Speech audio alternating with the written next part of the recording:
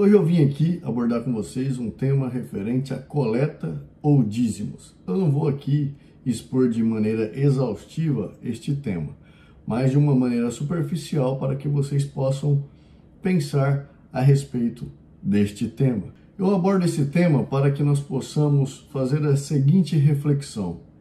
O que é mais importante para nós, como cristãos?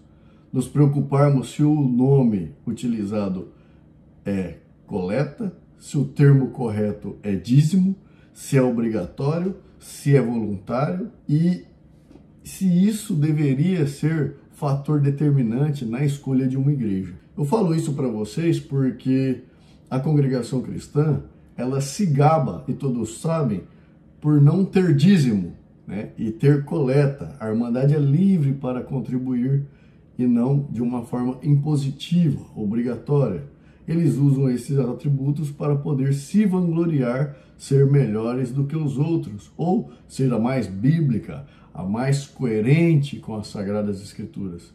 Mas isso deveria ser fator determinante para a escolha de uma religião correta? Porque isso, na verdade, segundo a balança de alguns irmãos, fator determinante. Isso faz com que ele possa ver a congregação cristã como uma igreja mais próxima da verdade.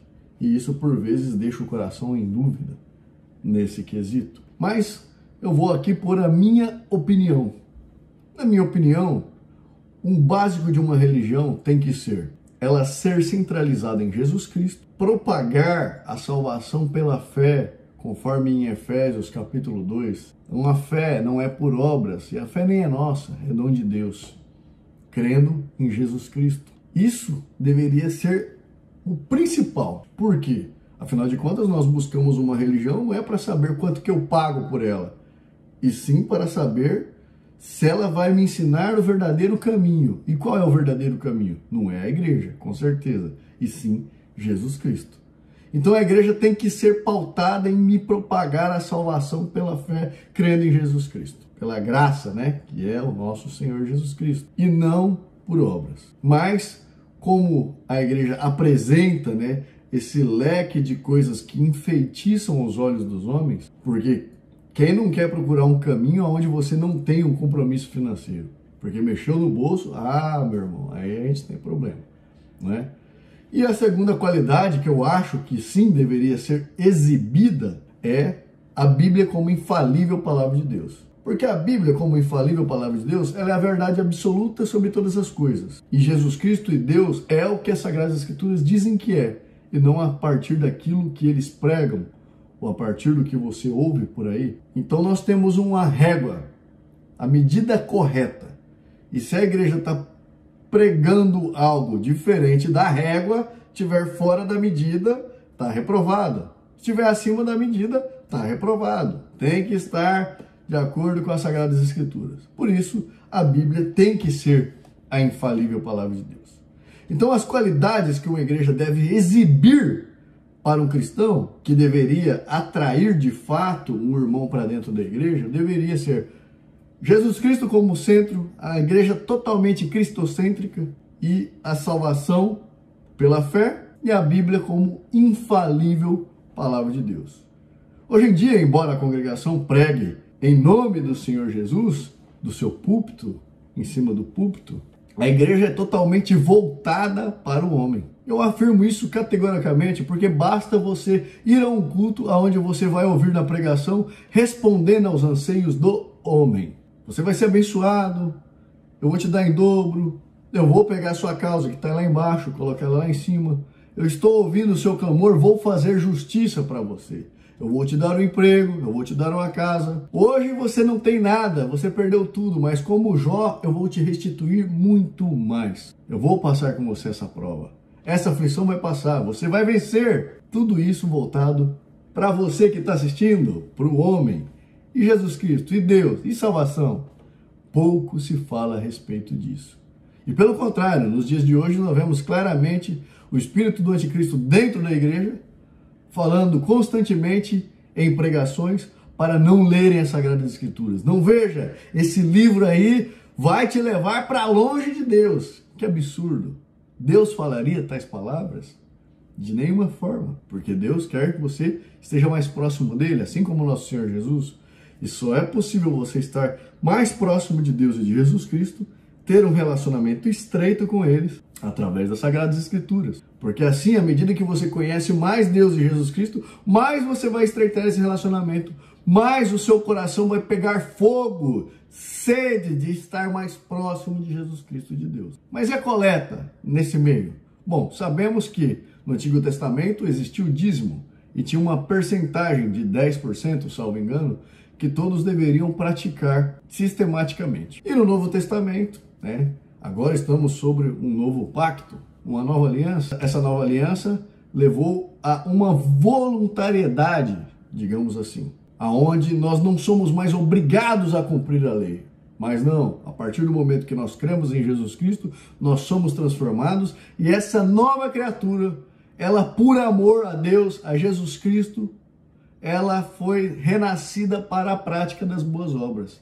Ela praticará as boas obras porque ela ama o nosso Senhor. Não vai ser mais obrigado como era no Velho Testamento. No Velho Testamento tinha uma lista de preceitos que você era obrigado a cumprir. No Novo Testamento, quando você crê, porque você crê e é convertido, você tem prazer na lei do Senhor. Então, porque você o ama, você anda na lei do Senhor. Navega, passeia, com alegria. Não é obrigação e nem um fardo. Mas então, nós vemos que no Novo Testamento, em Coríntios, 2 Coríntios, no capítulo 8, vocês podem ler com mais detalhes, com mais tempo, para o vídeo ficar curto, não tomar muito tempo de vocês, a voluntariedade sobre a prática da coleta. Ou seja, agora nós não temos mais uma obrigação de 10%. Oh, meu Deus, aliviou meu bolso, Mas, conforme diz o nosso Senhor Jesus Cristo, justamente quando eles questionavam sobre se a lei tinha caído, se não, o que ia fazer, e o Senhor Jesus dizia, em Mateus capítulo 5, versículo 20, porque vos digo que se a vossa justiça não exceder a dos escribas e dos fariseus, de modo nenhum entrareis no reino dos céus. Ouviste que foi dito aos antigos, não matarás, mas qualquer que matar será réu do juízo.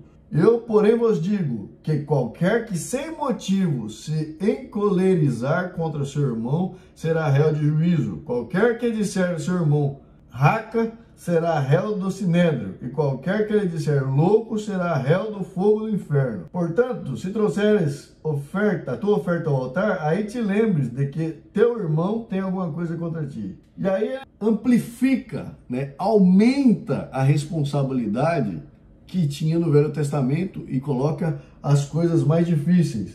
Por exemplo, ouvistes o antigo, não cometerás adultério. Eu, porém, vos digo que qualquer que atentar numa mulher para cobiçar, já em seu coração cometeu adultério contra ela. Ou seja, aumentou o nível. Então, se tinha um dízimo e nós temos então que fazer melhor do que era praticado, não tem mais os 10%, mas de livre e espontânea vontade o nosso comprometimento deveria ser maior. É isso que nos ensina o nosso Senhor Jesus Cristo. Bom, e a congregação cristã no meio dessa história? Bom, eles dizem que a coleta é voluntária. Doa quem quiser, é um atributo de santidade apostólica que faz a igreja se gabar de ser a mais próxima bíblica possível. Porém, essa coleta nós vemos que, embora voluntária, não é tão livre assim, não é verdade? E muitos vêm contender, você está falando é mentira, isso você está faltando com a verdade, como se eu nunca tivesse participado da congregação cristã. Lembrando vocês que foi na pandemia, em setembro, que eu me desliguei da congregação cristã por completo. Até então fazia parte, e também congreguei aqui nos Estados Unidos e aí no Brasil, em algumas comuns, não só em uma cidade. Então é prática muito comum, embora a coleta seja livre, mas o peso das palavras dos irmãos, e tem quem diga contra a universal do reino de Deus.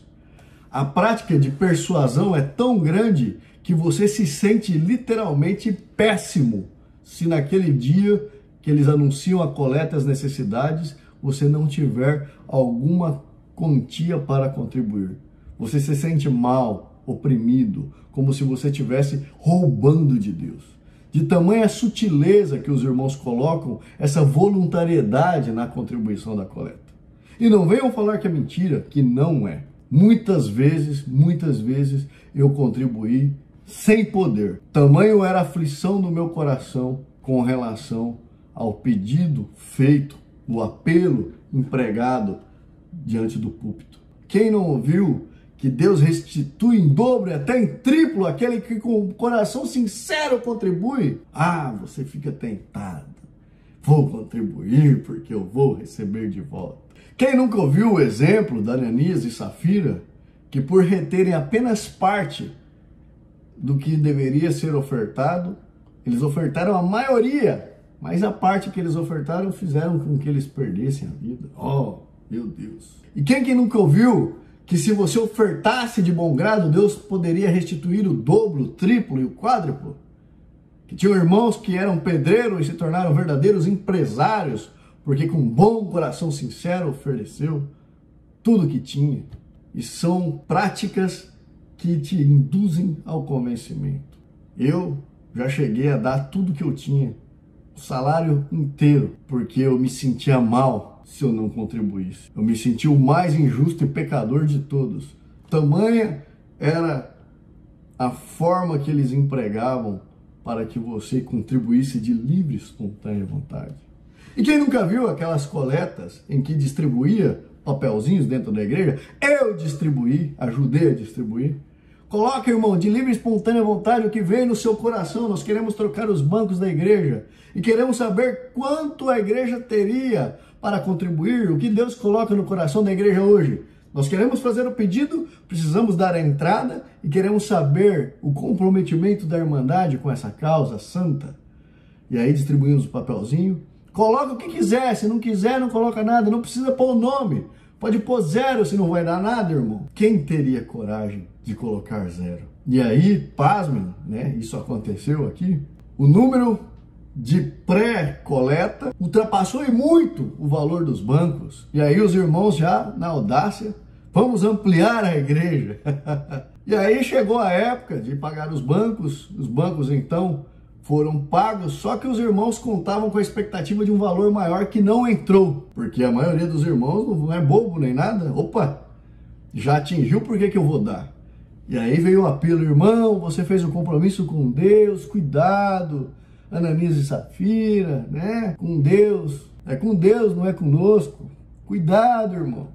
Coleta voluntária, doa se você quiser. Talvez fosse melhor um dízimo instituído, aquele valor correto que você teria que dar e não ia ter que passar por esses apertos praticamente em cada culto. Chegou a um nível que tinha amigos meus que falavam: meu Deus, o que está acontecendo com essa igreja? Todo culto é um apelo de livre e espontânea vontade. E é sobre mais esse artifício, que é apenas um dos demais, que a congregação cristã se gaba por ser o verdadeiro caminho. A igreja mais perfeita que vai te encaminhar para a salvação. Fora outros atributos que ela se gaba, né? A questão dos salários, entre outras coisas. Mas, nesse vídeo, vamos abordar apenas o tema da coleta voluntária. Porque assim diz o Novo Testamento. E aqui não tem dízimo. É livre, meus irmãos. Pensa bem. Deus retribui em dobro e em triplo. E se você esconder, Ananias e Safira perderam a sua vida. Pense nisso. Não escolha igreja por causa de coleta ou de dízimo. E sim, se ela anda pela verdade, pelas Sagradas Escrituras. E se a tem como infalível palavra de Deus. Fiquem com Deus. A trombeta vai